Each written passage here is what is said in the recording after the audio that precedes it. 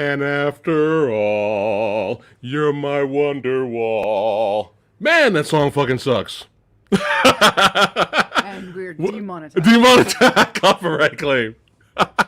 I can cut it out. Why would you do that? Because that song fucking sucks. What's going on, everybody? What is cracking?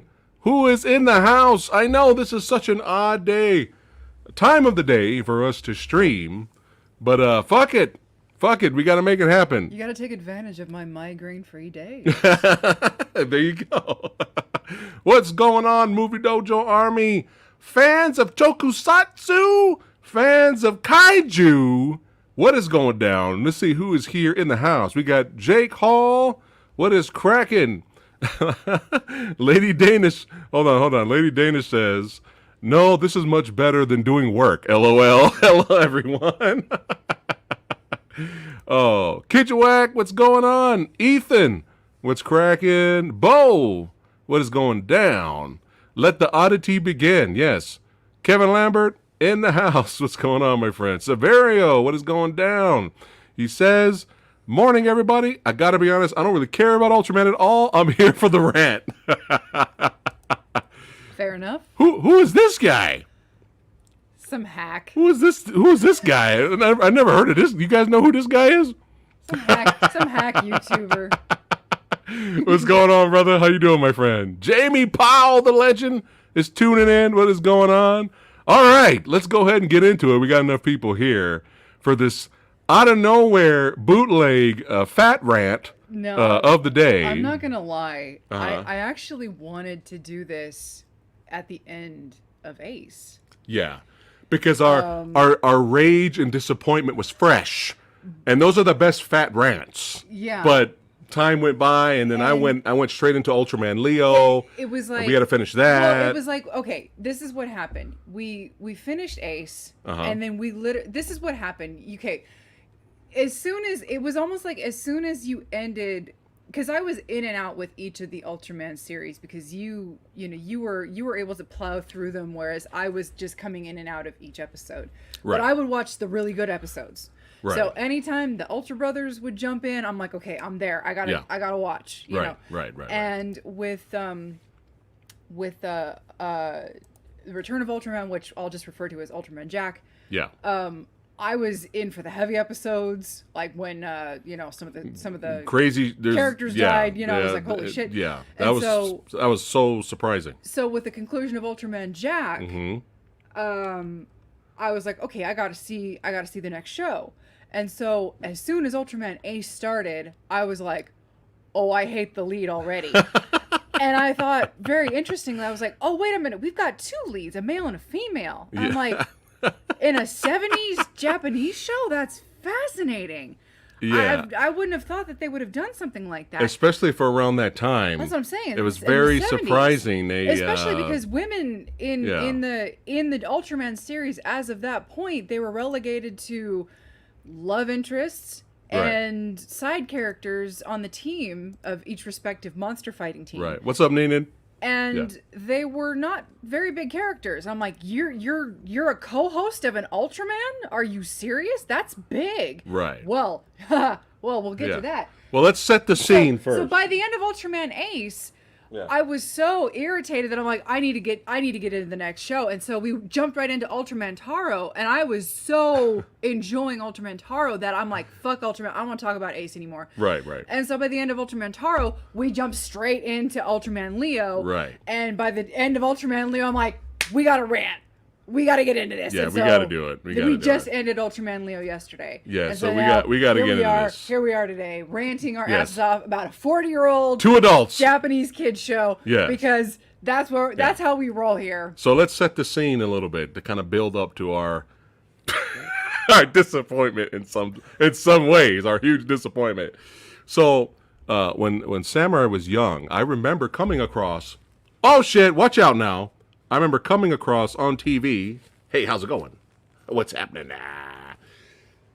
Several episodes of Ultraman. And I was just like, when you're young, it's like this is the greatest fucking thing ever. But I was young, I didn't know what time it would come on and all that stuff. And now, 5 billion years go by. We bought it on DVD. Like the first season came out on DVD. I don't even know. Was it the full season? No, it was the first season. I mean, and was it the full season, like the full series? I don't think so. It was like selected episodes. Yeah, it was selected episodes. And it was right. a bad dub. Yeah. It was bad. It was what was released over here in America. So he had the whole cheesy Ultraman, jazzy theme song, right? And then was it worse than Captain Twat Waffle? So we started to watch a couple episodes, and then we'd be like, well, this is fun, but we just never went back to it for some reason. Now, Mill Creek's released all these sumbitches on Blu-ray, and, some of them will be DVD only, and I was like, you know what, now's the time to jump in, right? We like tokusatsu, we like kaiju, let's go. So I've been buying, I have all of them now, from the original Ultraman and all that. Popped it in, watched the original Ultraman, really enjoyed it, it was a lot of fun. Every single one of these shows has their good and their bad episodes, right? But Ultra 7 was the one, 777.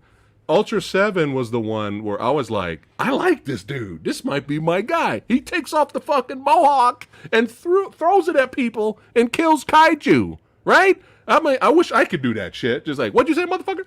Wow. Right? Be the greatest thing ever. So, I was all in on Ultra 7, man. I really enjoyed it. And then of course, Return of Ultraman, Ultraman Jack, again, had its good episodes, had its bad episodes, had episodes where the kids were tolerable, had episodes where we wanted to kill the fucking kids. And then we had those crazy episodes where certain characters die, and we were like, holy shit. Yeah. We were stunned. We were like, oh my God, for a kid show, it blew our mind. So Taro was fresh. Taro was a nice little... Okay, they just went straight goofy. They're just having fun now. They're not, So we enjoyed Taro. But again, even in Taro, there were good episodes and there were bad episodes, right? I mean, there was an episode where they broke out and started singing, and Ultraman was dancing. So, good episodes and bad episodes. But the goofy charm, the cheese is the charm, right? The goofy charm is good. But now, before Taro, we jumped right into Ultraman Ace, and right here, we're gonna get into it now. We're gonna start it now. Right, Ace. So the Guillotine Prince. Now the good thing, what else did they call Ace? They called him not on the show, but fans call him the psychopath. What is it? The murderous psychopath. Is that what it was? Something like that. Okay. He's always killing people. Yeah. He's like the most. He's like the craziest. He's like always dismembering people. His monsters. No, what I loved about Ultraman Ace was, I think this was probably the most violent of all the Ultraman shows. I mean, look at this right here. For a while, Look at this. This has to be the most violent. I mean, motherfuckers are getting sliced in half, gore, decapitations. You know what I'm saying? Yeah. So I enjoyed that part of Ace, and our cats are excited. I guess we're streaming around this time because they're running around going crazy, chasing. They have to do it now. Of course, right? So yeah, I enjoyed that part of the Ace. But what you brought up though, which was very different and kind of fascinating, was both leads. We didn't have just one. But I want you to take a look at the face on the left here. Hokuto? I want you to take a look at this motherfucker on the left. Now, if you were to take a look at the face on the left and the face on the right, who would you keep and who would you scrap? I would keep the face on the right just based on the fact that the face on the left looked like he's about to wet his pants. Now, okay, my introduction to Hokuto, his face never changed. That stupid look on his face never changed. All right? The first time we see this idiot Hokuto, he's driving down. Okay, we're in the middle of a full-blown kaiju monster attack. Yes, right? yeah. Full-blown. Yeah. The buildings are collapsing. Right.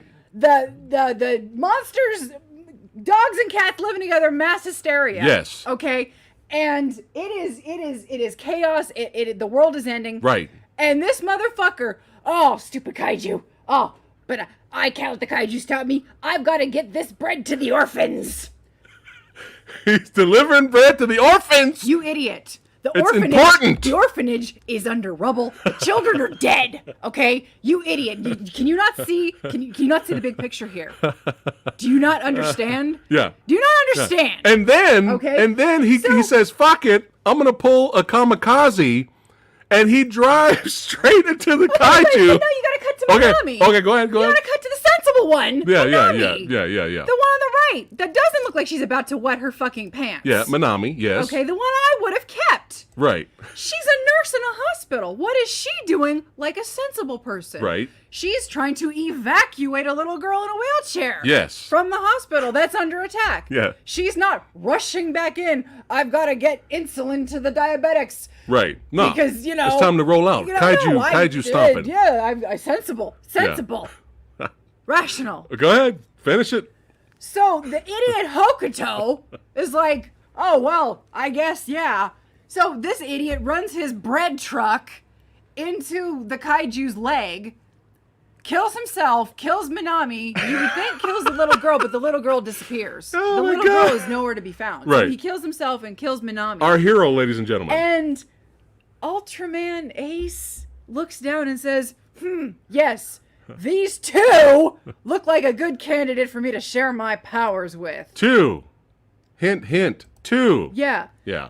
So these two become the ring bearers, as it were, right. of Ultraman Ace's abilities. Right. And so now we have joint bearers of the Ultraman power, which is like, okay, that's cool. I was very surprised by this. I was very surprised. Now, I got the hint that that's where we were going, because if you listen to the lyrics of the theme song, the opening theme song. Right. And that's what they sing, Hokuto and Minami. Right. In the theme song. That never changes. Right. Halfway through, which it should, so, which it doesn't. And so right. they both become the power. Yeah. And we got some Wonder Twin Powers activate action throughout the show. And this was very different. And we actually grew to like it. I mean, not so much Hokuto. He seemed like he was kind of a tryhard, but the dynamic between them was actually something very interesting. But yeah, here's a shot of the crew here. They go out and they fight terrible monsters. And that's what they call it, terrible monsters there. Well, that's the English dub. Right. That's the bad, not the English dub, but the bad English subtitles. Yeah, they're not terrible monsters, called terrible which monsters. Is still kind of funny in a way. Yeah. But this was what was interesting, was their dynamic. And even though Hokuto was kind of a try-hard. Kind of an idiot. With a stupid face. It was interesting, their dynamic, especially towards before the bullshit happens, which we're going to get into. We're going to get into that. And we were like, what the fuck is going on? Before that shit happens, and they pull the plug on a certain character because of panic and ratings, their dynamic was really interesting. Again, awesome fights, good episodes, bad episodes here and there, but still an enjoyable watch. But their dynamic was really entertaining because it started to evolve, especially before they gave a certain person the boot. It was almost like they started to share thoughts, and they could, telepathically communicate with each other. There would be a moment where Hokuto's like 50 miles or who knows how long he is away, right? Wasn't he in space at one point? Yeah. So it's like he could be so far away, and if he's in trouble, he can call Minami, and she gets up and she looks like, hey, Hokuto's in trouble. And some episodes she needed him, some episodes he needed her, and it was a very interesting dynamic. But no, they said fuck all that shit. So basically, hold on. Let me set this up. Here we go. Okay. What's up, Ready Clips? What's cracking? So again, good episodes. We have episodes where this badass motherfucker shows up. Are you guys seeing this? Are you guys seeing the Ultra Brothers crucified? They're being crucified. You seeing this, right? So this badass dude shows up, right? Ultra Ace and him throw down, right? So we have some really good episodes here where the Ultra Brothers show up. And you even get this. This is one of my favorite parts of this series. You get the motherfucking Ultra Slap. What? You get the motherfucking Ultra Slap, right? Original Ultraman is like, look, motherfucker, you're young. You're the youngest here, all right? You need to do what you were called to do. Stop whining. You need to listen, youngling. you get the Ultra Slap. So there were some really good episodes here. And then go. So there's apparently like two reasons why this happened. It was the 70s. It was Japan. It was this is how it was. People weren't ready for a female co-host of Ultraman. It was backlash of, the audience. Why is there a female involved in all of this with Ultraman? Yeah. So it was partly that, and partly the writers not really knowing what to do with her. Yeah. In all the episodes. It's fucked up. To give equal parts Hokuto, equal parts attention to Minami. Yeah. And so they nerfed her, basically. Yep. They didn't kill her, but all of a sudden, in her last episode before she kind of she doesn't get redeemed, but yeah. So the episode where she goes away, right? Suddenly she's an alien from the moon. Huh? What? So the whole time, keep in mind, both of them have been chosen by Ultraman Ace, right? To Wonder Twins power activate to form Ultraman Ace to fight the villains. So you mean to the evil guys, the kaiju and all that. So you mean to tell me, out of nowhere, out of absolutely nowhere, she is from the moon? She was on a secret mission. Yes. Because some alien came in and destroyed her planet, her original planet. And she was hunting the alien here. Yeah. And I guess it was very fortuitous. For some reason, she was fucking around as a nurse. And it was very fortuitous that Ace was around to revive her because stupid fucking Hokuto went and killed her. Good job, Hokuto. You fucked up Minami's secret mission. But this is how they got rid of her on the show. And again, it was bullshit. Their dynamic was really very interesting and fresh. And out of nowhere, she's like, I'm an alien from the moon. Sorry, Hokuto. I kept this secret the whole time. It doesn't make any sense. Yeah. It doesn't make any fucking sense.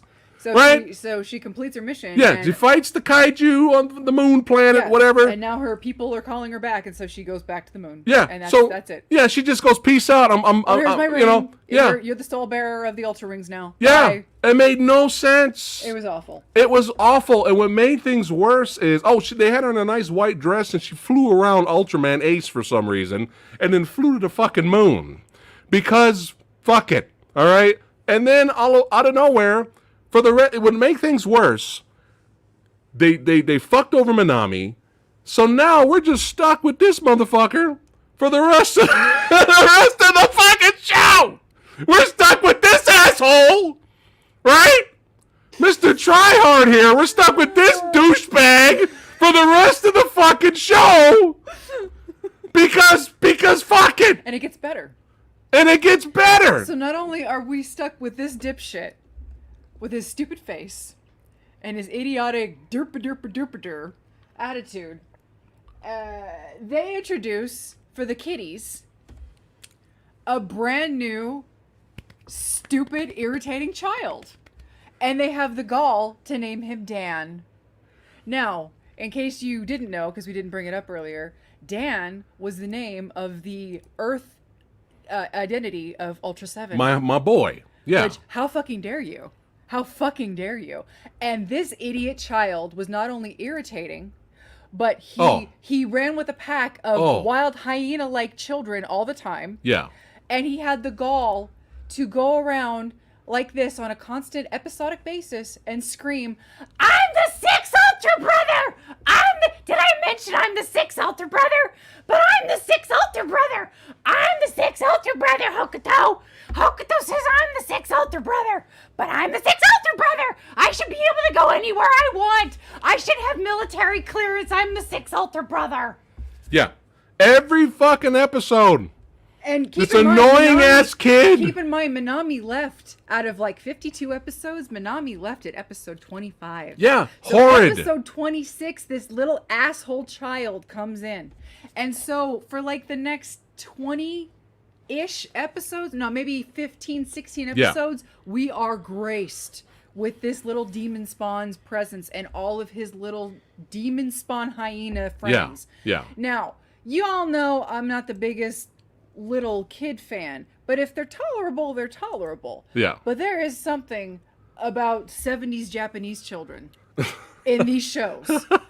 Jesus Christ, they are all irritating as fuck. Except for the kid in Taro was good. Some of them, I liked the kid, and Taro was good. Some of the main kids are fine. Yeah, some of them. Some of them. Yeah. Some of them. Like the main kid, like you said, the main kid in Taro was fine. The main They're kid just in not Jack, good. Which the point she's trying to make is they're not good actors. The group, the Right. ones when they're the ones Right. that show up out of random in groups. Yeah. They're Yeah, just yeah. like, shut them up. Stop the close-ups. Jesus Christ! Stop writing entire episodes about them. All right. Can we get back to Ultraman, Yes. please? Yes. Now here's the thing. I know what you're thinking, right? I know what you're thinking. Yeah. Why are you guys complaining about a kids show made for kids? Obviously, it's for kids, so there's going to be kids on it. Here's the thing, though. So far up to this point, every Ultraman show had a really good balance where you would get your goofy kid episodes once in a while where we'd follow kids and they'd go on kid adventures, and then we would mostly hang out with the adults because the adults were the fucking team that went after and hunted the kaiju. Sometimes they would interlap, right? Is that right? Overlap. And it's fine. There was always a decent balance. But when you completely take out one of the main characters that helped form your fucking superhero alien, and then you're stuck with little annoying kid for every single episode, and to make things worse, at the very end of the show, they ditched the kid.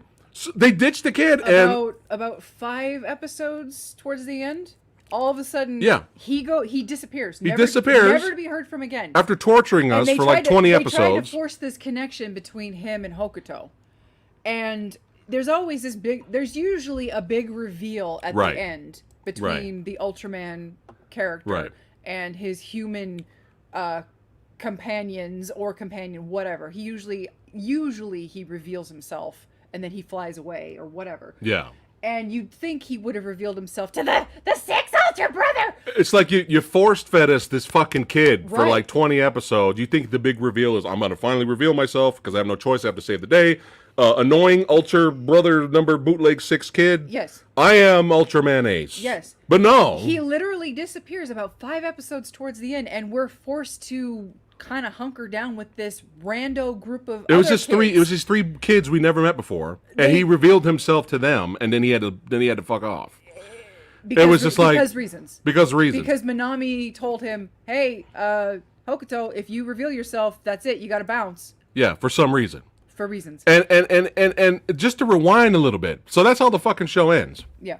So just keep in mind, when Minami was around, things was interesting. Right? Like I said, motherfucking Ultra Slap, right? You got the Ultra Slap, right? Interesting things were happening. As soon as she left, I honestly checked out of the fucking show. I checked out. It was really hard. I checked out. It was they did her dirty. They did her dirty. They did her dirty. They did her wrong, yeah. They did her dirty, and I think they knew they did. Because for some reason, out of nowhere, made no fucking sense. She makes 2 more appearances, which we're going to talk about. But before I know we kind of jump to the end of the fucking bullshit, right?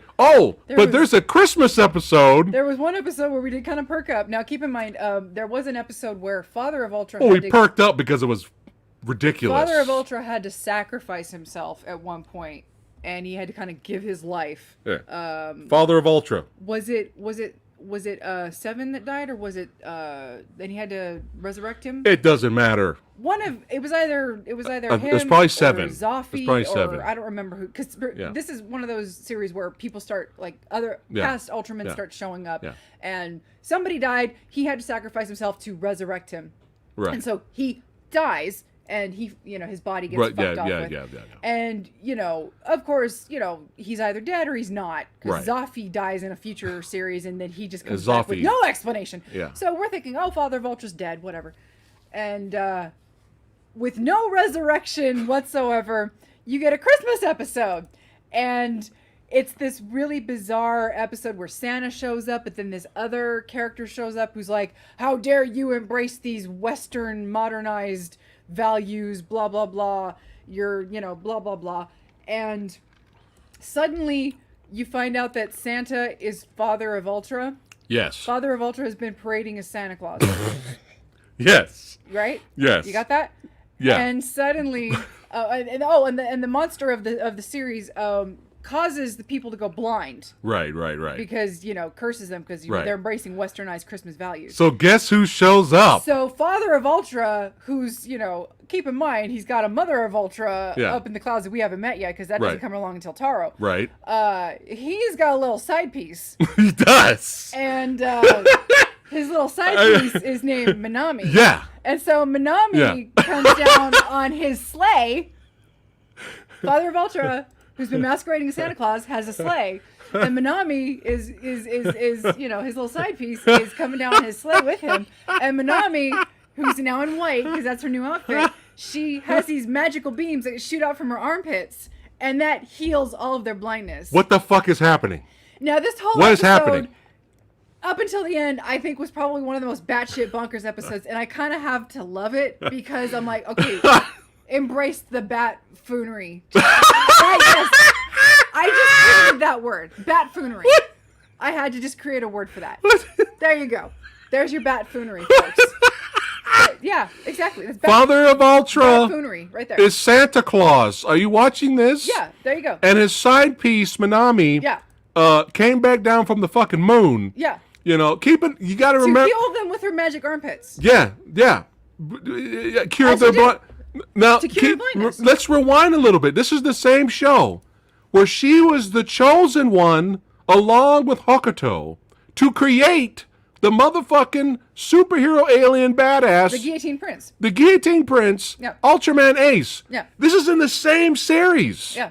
Later, they brought her back to shoot beams out of her armpits to cure the blindness. Yep. And make her Father of Ultra side piece. Yeah, because there's another time where Father of Ultra and Minami are together, and I'm like, what is going on? Are they doing a little something? Which is kind of surprising because Mother of Ultra's got some big ass fucking She's got a titties. rack. Mother of Ultra is she's got some bazonka boobs. She's got some mother boobs. Yeah. I mean, she's got. I'm kind of surprised at but, hey, Minami's cute. Yeah. And it's just, I think they knew they fucked up. I think this was a sorry, we'll bring her back somehow and heal the blind. I don't know. And then they did it again in Taro because I think, again, they kind of fucked up and they did the actress wrong. And for no reason, in Taro... Are we going to talk about Taro? No, just her little quick scene. So in Taro, at one point, now keep in mind, the series at this point are kind of bringing back more characters, more and more, and they've never really acknowledged that Minami was a host. They've only ever acknowledged Hokuto at this point. Yeah. There's an episode in Taro where the brothers Ultra come brothers down, and it's obviously just Hokuto. Right. And our favorite. Minami does come down to visit to help out Taro, yeah. Kotaro. Yeah. And she flies down from the moon playing the piano, playing the Moonlight Sonata because Because she's playing the Moonlight Sonata because she's from the fucking moon. Because what else would she be playing? Get it? Yeah. So yeah, they bring her back again. Yeah. And she does her flying thing, and then at some point she grows big. She grows just as big and as giant as Taro. She's making, is it mochi? Mochi. They're making mochi. They're making mochi. Yeah. That's the mochi episode. So they brought Minami back to make mochi. To shoot to shoot beams out of her armpits to save the blind. Yeah. And then they brought her back again. To help pound mochi. To help pound and create mochi. Yeah. Yeah. As you do. All right. We love you, Minami.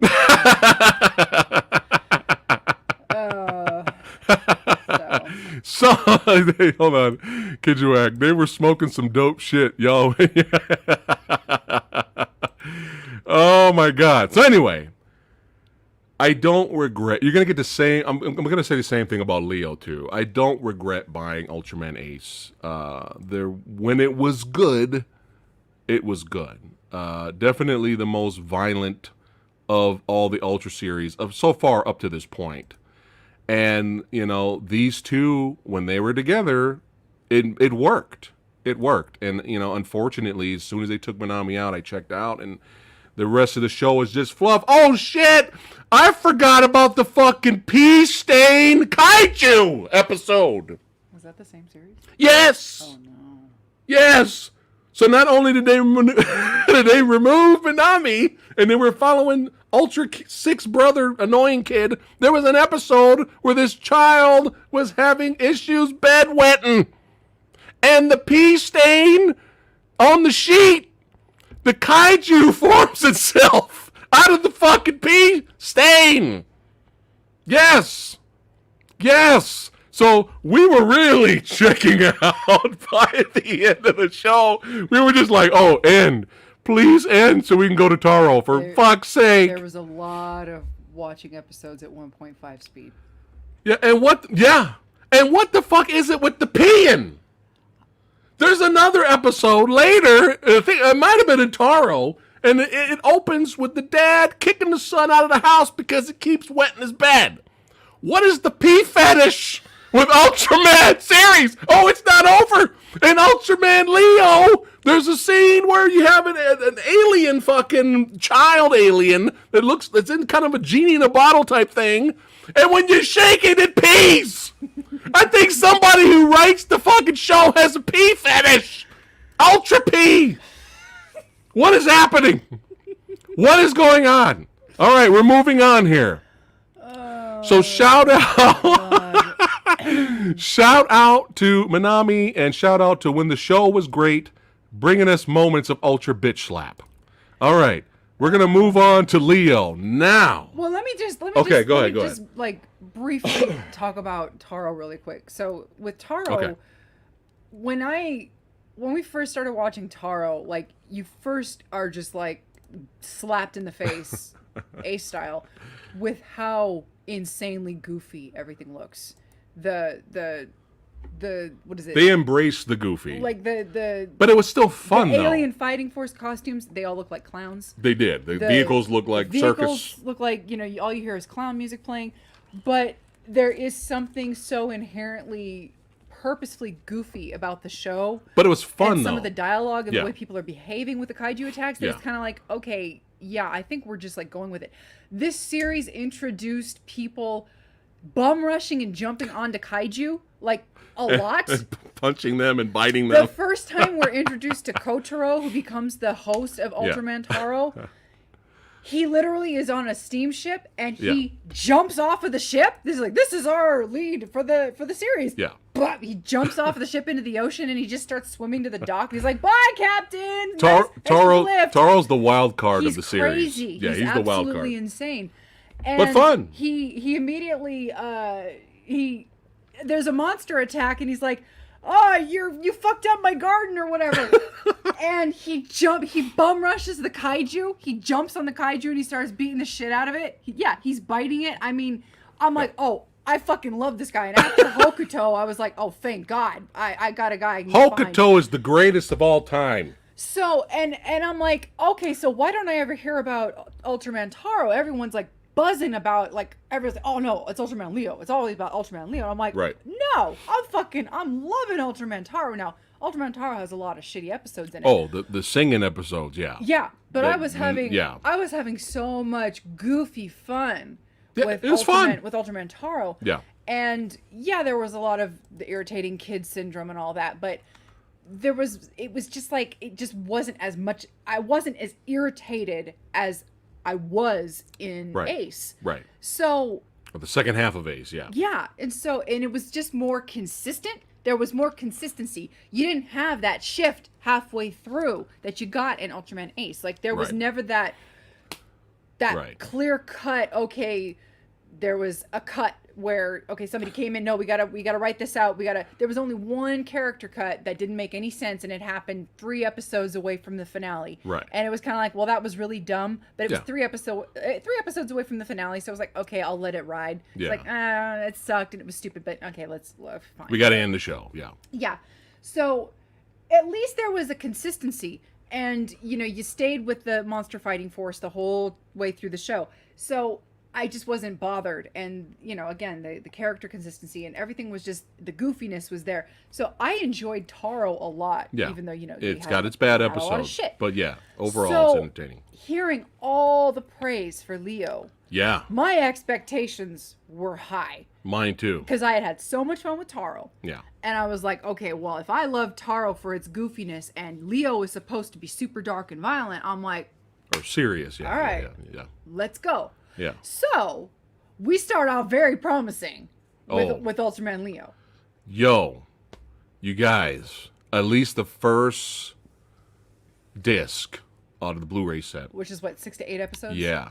It is legit fucking good. Like, we were looking at each other like, we get it. We totally get why this is amazing.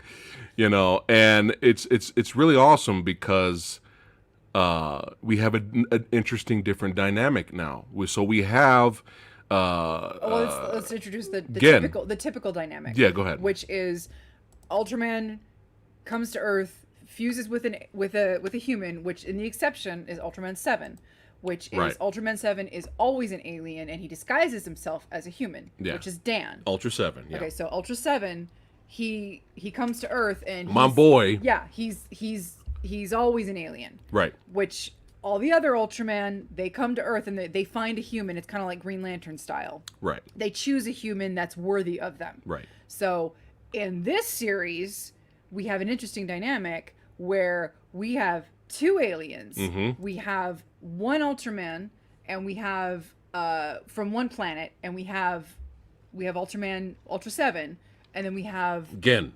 Gen, who's from another planet that got destroyed. Yes. And that's Ultraman Leo. So we have 2 aliens. Yeah, this now, is cool. The Ultramen always have to keep their secret. They always join an alien force, and they always have to keep their secret from their team. So there's always that dynamic of, where did so-and-so go? Oh, there's Ultraman. But where did so-and-so go? Well, in this case, you've got the alien who can transform, and you've got the captain, who is now Dan, previously known as Ultra 7, who knows that Gen, who is Ultraman Leo, is Ultraman Leo. So you don't have that stupid dynamic anymore of, Yeah. oh, where did Gen go? Because Dan, the captain, He knows. always knows. Right, Which right. is like, oh, I love it. I This already is love it. Really good stuff. Really, So really good what stuff. happens is an alien attacks. Mm-hmm. Ultra 7. Have a good one, Red. Ultra 7 is attacking the planet. I mean, Ultra 7 is now back protecting the planet. Right. And he gets fucked up in this attack. And he can no longer transform. Right. And, go ahead. No, that's when Gen Right. transforms for the first time into Ultraman Leo and helps save the day. And then that's when, you know, he ends up joining the team. And, that's basically our show here. But what's so it's very fascinating. Very, very, very serious. And the dynamic, what I loved about it is there was a little bit more martial arts kind of introduced into this series, and because that was Year of the Chiba, Sonny Chiba. You know, we're gonna have some karate in there. He even kind of had like the bushy hair and the bushy brows skin did for a while there. And we had several episodes straight out of a martial arts movie where Dan would literally martial arts master style beat the shit out of Gen to train him constantly. Like, we're talking like just walk straight up. Like, Gen will not listen to him because he's kind of a rookie and he's learning. And Dan is he's such a fucking savage in this show. Dan will just walk straight up to Gen and just bitch slap him, ultra slap, and just beat the crap out of him because he's not listening. He even at some point so runs him over with the vehicle. You guys watching this? This is how much of a savage Dan is during his training for Gen, because Gen's Gen's the last line of defense. He tries to run him over. Oh. Yeah. So Dan is stuck with a cane now. Right. Because he's basically, while he was transformed as Ultra 7, his leg just got shattered. Right. And for some reason, we're never explained why. Right. His transforming Ultra 7 glasses were destroyed in the fight, and I guess that's why he can't transform anymore. Yeah. But his leg is irreparable also. And gobbledygook alien tech doesn't work for some reason. Nothing can be repaired. We don't know. Right. Doesn't matter. Blah, blah, blah, blah, blah, gobbledygook. Yeah. Yeah. He now walks with this cane. Yeah. And in several episodes later, this cane is like, it is a torture device. It is a weapon of mass destruction. Machine guns. Machine gun fire cane. Smoke comes out of the cane. And we began to fear the sound of the cane for Gen's safety. He's like, oh shit, he's gonna kick his ass. We would constantly joke about how every time you hear the cane, it's like, oh shit, Dan's coming, hide, Gen, hide, he's coming for you, boy. He's gonna kick your ass. I mean, it was scary. Yeah, like Dan was like this force. Like, I mean, you just don't question Dan. Don't look at Dan sideways. I mean, and that's my boy. He did it in a mentor way. Obviously, he was doing it. There was this really strong dynamic for the first several episodes where he was doing it to strengthen Gen, because he was trying to drive home to Gen that you are Earth's last defense. Right. Mac is here. Right. But you are the hope, because I can't transform anymore. We can only rely on the Ultra Brothers for so many episodes. The budget's only so much. Yeah. And he was just trying to strengthen him, and a lot of episodes revolved around that dynamic of strengthening him and training him. And a lot of episodes would be Gen would get his ass kicked, right, and then Dan would beat the shit out of him, send him to the dojo training, or send him to the woods training. It was good stuff. You have to learn this move, and don't come back until you've learned it. And then he would utilize the move as Ultraman, and And Dan was kind of like the Optimus Prime of the show. Like, he was always willing to sacrifice himself for the greater good. But despite once in a while you get goofy moments because it's Ultraman, you would get really serious moments, like actual character development, storytelling, and you would kind of see Dan just really missing being able to transform and to help people, and he's just struggling being stuck. But he is the captain of the new team, and this is phenomenal stuff, guys. Like, this is like, really, really insane stuff. Plus, again, more of the martial arts. Yeah, you guys, nunchucks. He grabs a part of the building and makes chucks. So that's how that works. It's just fun. There's a lot more martial arts driven action sequences in the show. And this is how much we love Dan. Dan's such a savage in this show that at some point it's not looking good for Ultraman Leo, and the kaiju's kind of choking him out. Dan ejects out of a plane that he's flying. While parachuting down, he grabs his cane, puts an explosive device on the cane, and throws it at the kaiju, blowing part of the kaiju up. Then the kaiju releases Ultraman Leo, and then Dan lands. We were like, dude, Dan is the fucking man. Yeah. And then they fucking ruined it! Now, another thing that we really enjoyed about this was a running gag that we had going in Ultraman Ace and Taro was the respective monster fighting forces. And they were called different things in each series. One was like Zat, and one was like TAC. And Mac. Mac. This one was Mac. Yeah. And you'd always get to know the crew. You'd always have your standard crew. And it was very rare that anyone would ever die. And if they did, it was because it was a new character that would get introduced for 1 minute, and then they would literally be introduced so that they would be killed off. Right. So other than that, the running gag was that eject! Everyone was always ejecting. Especially in Taro. Yeah. And it was every episode they would eject to get out of danger. At one point it was like so many episodes eject, and it was a running gag between us, because it's like, oh my god, they must be going, the budget for the military is got to be like exponentially out of this world, because it's like you lose so many machines just ejecting. They're always losing their fucking equipment. Yeah. Well, in this series, at first, you don't really get to know anybody. They don't have the roll call that all of the other series had. You don't really you don't really have a whole lot of standard people that you get to know, because you just really get to know Dan and Gen. Right. You have maybe one or two familiar faces, but I don't really remember learning anybody's names until towards the end, and then it really doesn't matter. Yeah. And you get very few ejections in this series. No. People are crashing into buildings. People crash and die. Crashing into kaiju. Yeah. Like, it's pretty crazy. Like, we started calling the MAC members red shirts. People were just like, oh, yeah. People were dying left and right. Like, it was like, it seems like later towards the second half of the show, you would see parachutes. Right. But for a while. Yeah. So that was, people were dying. That was another good dynamic. But speaking of people dying, there's an episode to show how serious this show is before it went to shit. There's an episode where two kids are introduced because they go to Gen's gym. And they're walking with their dad at night. I posted this shit on Instagram and Facebook, and everybody went crazy. They were like, what the fuck just happened? They're walking with their dad. And out of nowhere, the villain of the piece shows up and cuts the dad in half. And you see the top half of the dad flying in the air and landing. And then later, somebody else gets cut in half. Right in front of the kids. Right in front of the kids. The kids are traumatized. And of course, Gen has to team up with Dan, and they defeat the villain. But there was actual character development to where the episode after that, the actual 2 episodes after that, the children are trying to move on with their lives, but they're still having the PTSD moment of their dad being gone and what they went through. Like, you never seen storytelling like this in the previous Ultraman shows. We get pea-stained kaiju. That's what we get. Yeah.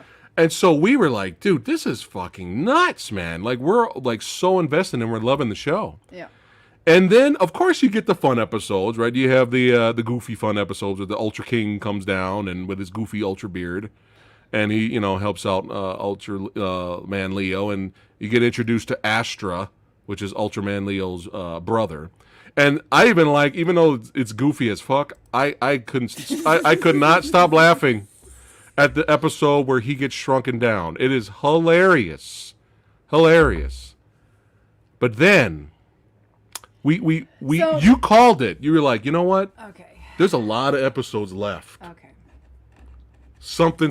They're gonna fuck it up. So Dan, because he can't transform anymore, they gave him this ability to make him a little bit more useful. They gave him this psychic ability, right, where he can temporarily, not necessarily control kaiju, but really fuck them up and confuse them and kind of stun them, right, for a few seconds, but to at least kind of help Ultraman out for a minute, right. But it takes a toll on him. What the narrator tells you is that it does it, and it takes away his lifespan. Right.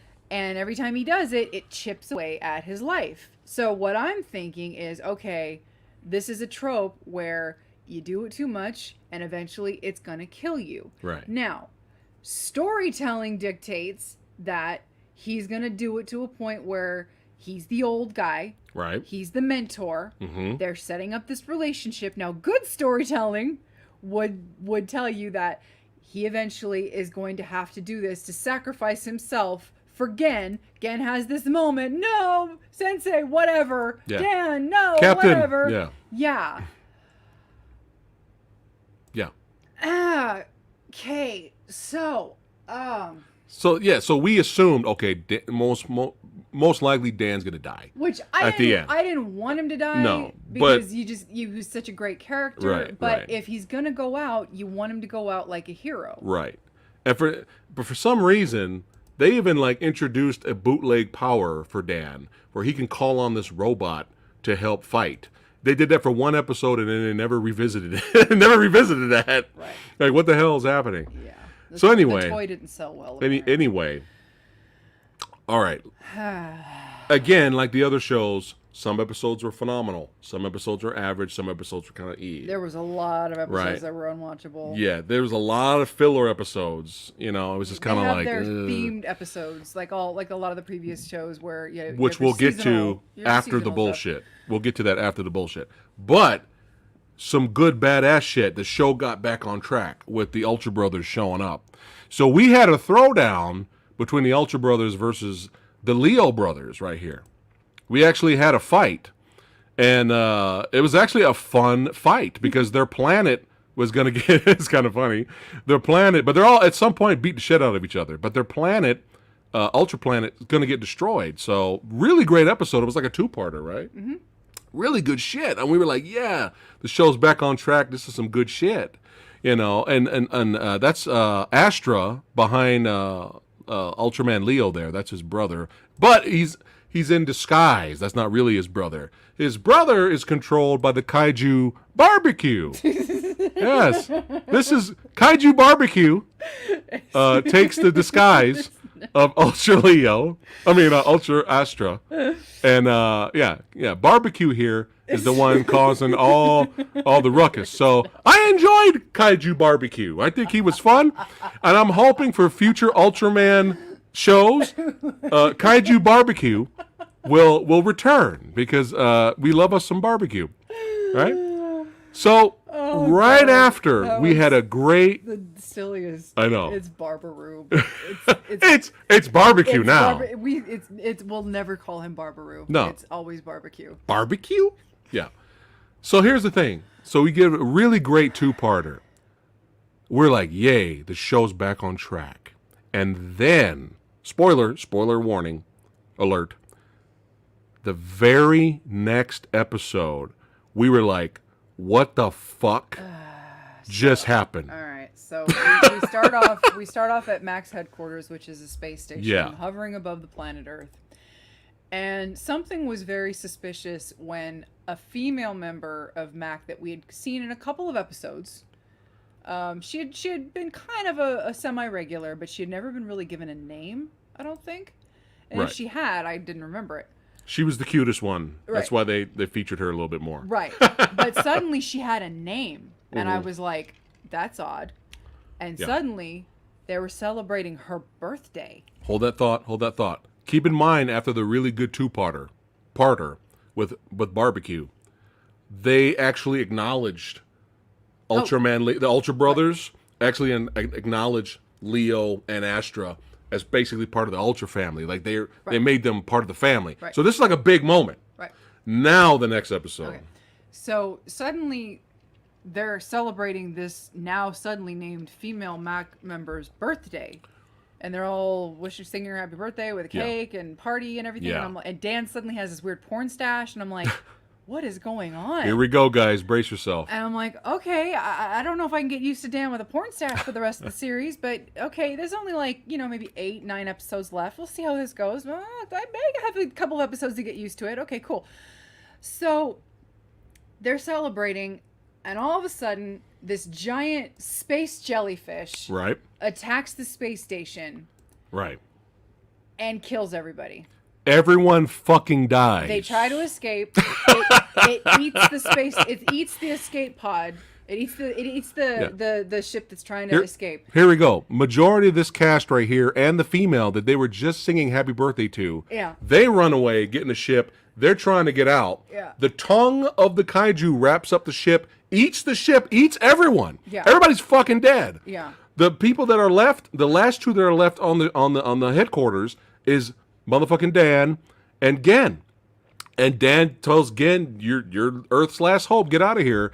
And then Dan, the legend, the savage, Ultra 7 son, just blows up and he just walks away and just blows up in the headquarters. And we're like, this is a dream. No, get the fuck out of here with this shit. And then in the same episode. So go ahead, continue the carnage. So Gen gets out of there. The space jellyfish starts attacking Tokyo. Yeah. Of course, as you do, as a kaiju does, and it starts like ravaging the place, and all these people start getting caught up. Now Dan has this other dojo friend, this one male friend that we hadn't seen in a while. Gen. I'm sorry, Gen. Yeah. Gen has this friend from the dojo, this male friend that we haven't seen in a while. Right. He has this lady friend that's he lives with, that takes care of the kids also because the kids have no parents. Right. And the brother and the sister, the little kids, whose dad got cut in half. Right. They kind of took them in. Yeah. Right. So the brother gets separated from all three of them. Right. And all of a sudden, the three, the male, the female, and the sister, the girl sister. Yeah. We see them. It's implied that they are crushed in the attack. Yeah. Crushed. And all of a sudden, the brother is running up to Gen and is like, I can't find everybody. Where's my sister? I can't find everybody. And Gen is freaking out, and he's like, oh, well, maybe they got away, because they're looking for survivors in the rubble, and you hear everybody screaming. Like, this is one of the moments where everything seems real in a kaiju attack in one of these shows. Right. You never see what's on the ground. The aftermath. In the kaiju attack. Yeah. Yeah. There's people in the hospital looking at a chart. Right. And that's how the little kid sees the names of his sister and the friend. They're and the all girl. dead. Yeah. And people are crying and screaming in the hospital. Yeah. We're like, dude, this is insane. But go ahead. Yeah. Now, keep in mind, this is the first 7 minutes of the episode. So we have a lot more episode to cover. Yeah. So 7 minutes in, and the little boy is like in tears because he sees the guy friend, he sees the lady friend, and then he sees his sister. And Right. It's this big dramatic thing where he's crying. And these are main characters. The kids are main characters and the Yeah. girl. They've been there the whole time. So they're dead. Yeah. Along with the entire team of Mac, and Dan are all dead. Mac is dead. Dan is dead. The three main characters are dead. So Mac has been obliterated. Yeah. Mac, which is your defense force of kaiju, Right. is obliterated. The purpose. That's their purpose. Yeah. To And- fight kaiju. So your main cast, with the exception of Gen and the little kid, the little kid is the boy kid is dead, and we're like, okay, I'm waiting for the kaiju just cast a spell on Gen to Right. trick him to blah blah blah. This is a dream. Right. Yeah. Because not since Ultraman Jack, which is the Return of Ultraman, have we had a moment like this where main cast members, Yeah. were like brutally killed out of nowhere. Yeah. When that happened. Like, that actually happened in an episode. It's insane. Yeah. And we were just kind of like, did that just happen? Yeah. Like, oh my Yeah. God, that just fucking happened. Yeah. And so we're like, is this really happening? Is this really happening? Yeah. So 7 minutes in, all of this just legitimately happened. And we're just like, Yeah. So all of a sudden the narrator steps in and is like, yep, that really happened. That really happened, folks. Everybody's dead. And so Gen and the kid have to start their lives anew. And we're just like, In the same episode.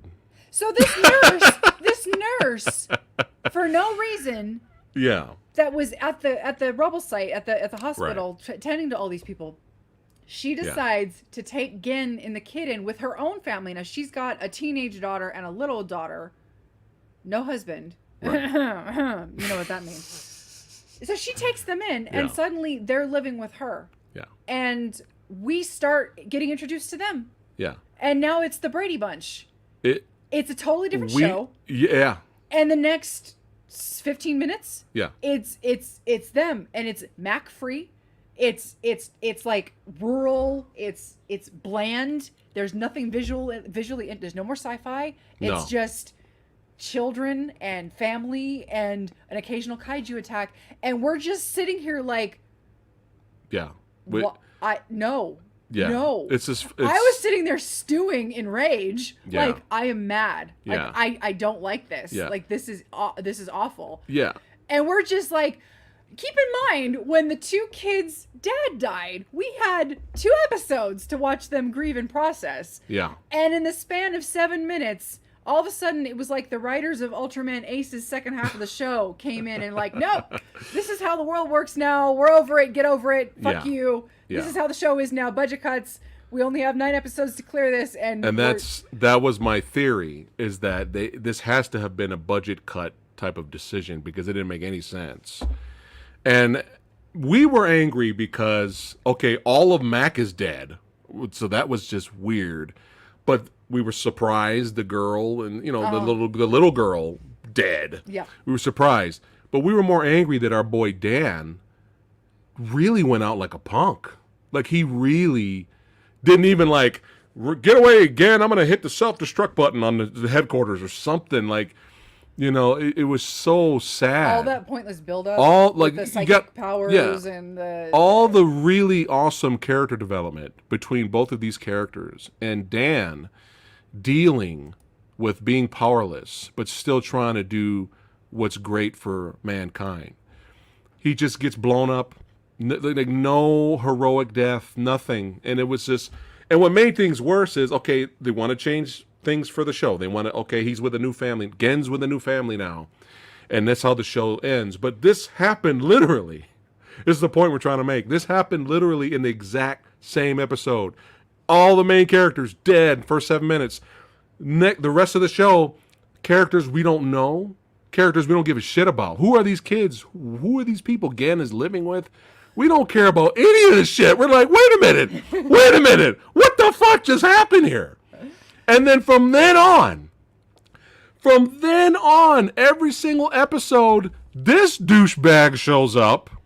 Every single episode till the end of the show.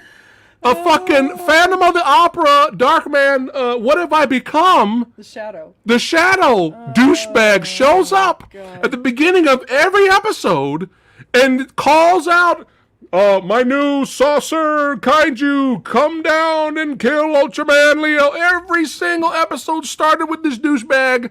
Ultraman Leo went and fought the kaiju of the week for like 2 minutes. For 2 minutes, it was and then we just went to it was literally this. But every single episode till the end. But go ahead. It was also every single episode was a new batch of kids. Yes, every episode, just like Ultraman Ace, the balance was shifted. It was awful. It was just nothing but kids. Gen was barely in the episode, and now there was no Mac to balance it out. There were no adults to balance it out. Gen would show up for like a minute.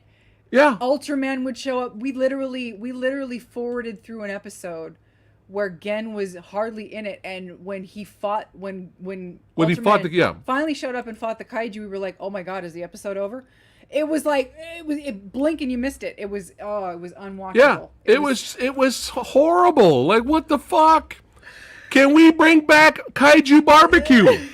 I'm screaming for some barbecue. Okay? And then, just to show you guys how budget cuts and low ratings, believe it or not, the ratings for this show wasn't good. That's why they kind of put Ultraman on a big hiatus, and Ultraman really didn't come back until the 80s in an animated show and in one live-action show, and then nothing till the 90s. Is because the ratings were low and because of budget cuts. Because think about it, you get rid of Mac, there's all those ships and airplanes and models you don't have to make and blow up every week, you know, and it was just so dumb. It was like the purpose of Mac. Every show, guys, every Ultraman show, there is a team. And the purpose of the motherfucking team is to keep an eye out for alien invasion and kaiju.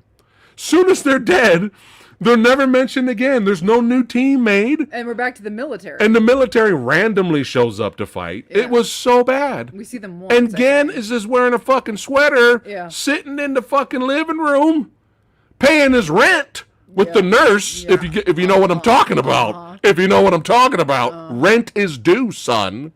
Right? And we're introduced to nothing but fucking annoying kids for the rest of the show. What happened? But it was budget cuts, and I'm gonna give you guys an example of how our theory of budget cuts happened, and which is kind of fucked up the show, and they had to get rid of everybody. Look at this kaiju here. Look at this. You guys ready for this? This is some bullshit.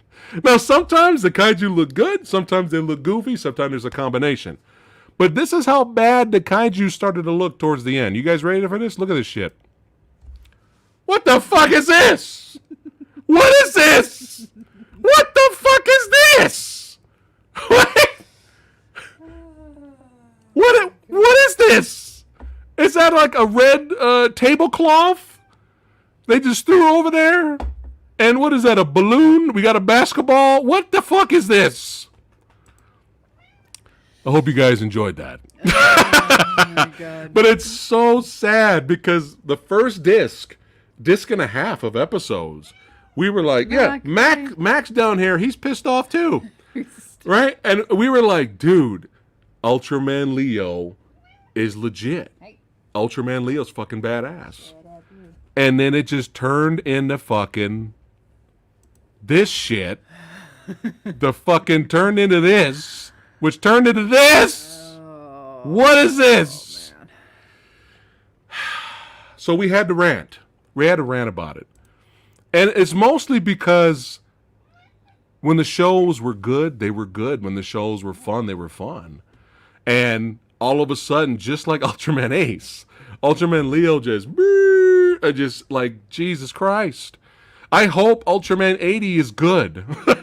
I hope Ultraman shows in the 90s, which we're going to be getting soon on DVD. I'm going to be buying them. I hope they're good. Yes. Kool-Aid Man on crack. Yes.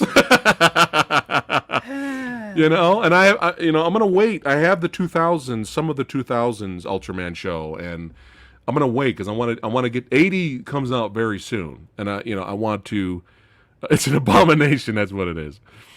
Here you go. It looked like if it took one of those floppy balloon men. Yeah, it's terrible, and but here's, again, just like what I said about Ultraman Ace, I don't regret buying Ultraman Leo. Again, when the show was good, it was good. We had nunchucks action, we had drama, we had amazing character development. When the show's good, it's great. But unfortunately, it just we had to get this off of our chest and rant about this.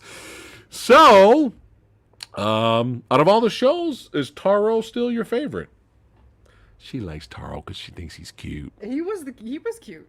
And he was fucking crazy. Are you insane? He's not as cute as this guy. Oh, I mean, come on. This is the guy. I mean, one more time for you guys. Any guy that bum rushes a kaiju and jumps on him and starts biting him is like okay with me. Okay? It's like, yeah. Whew. So that's our Phat rant of the day. Again, I don't regret buying both series, but it just sucks because both of them had so much potential and they were so good, despite your goofy episode here and there, and then it just completely just went off the rails. Another thing I heard was the ratings were dipping because of Kamen Rider. Kamen Rider came out and was popular, and that's why Ultraman was struggling a little bit.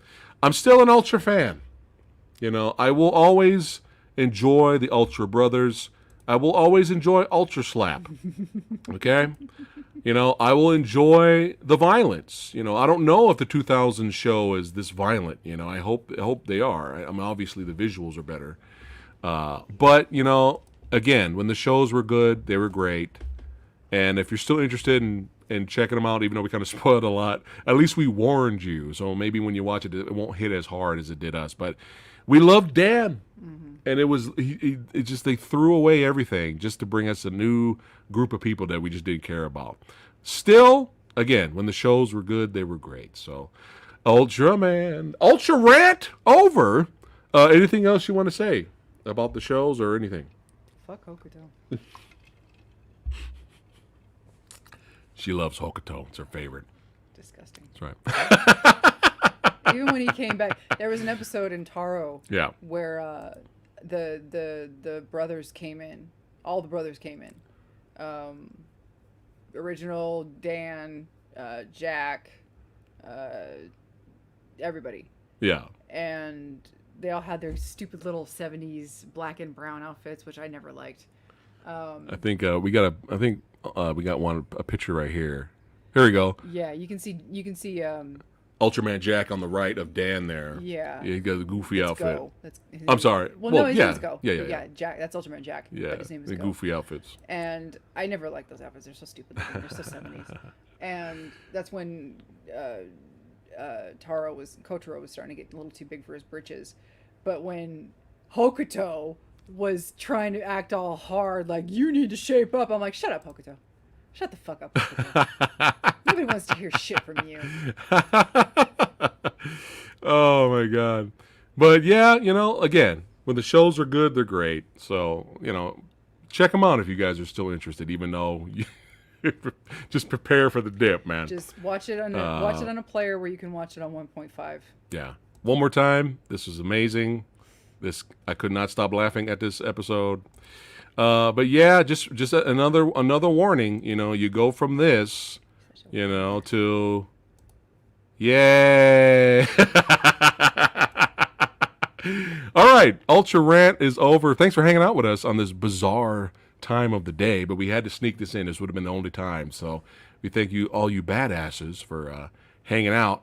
And don't forget, tonight, come back on the channel, son. That's right. Join PhatSamuraiGuy and the Kung Fu Genius.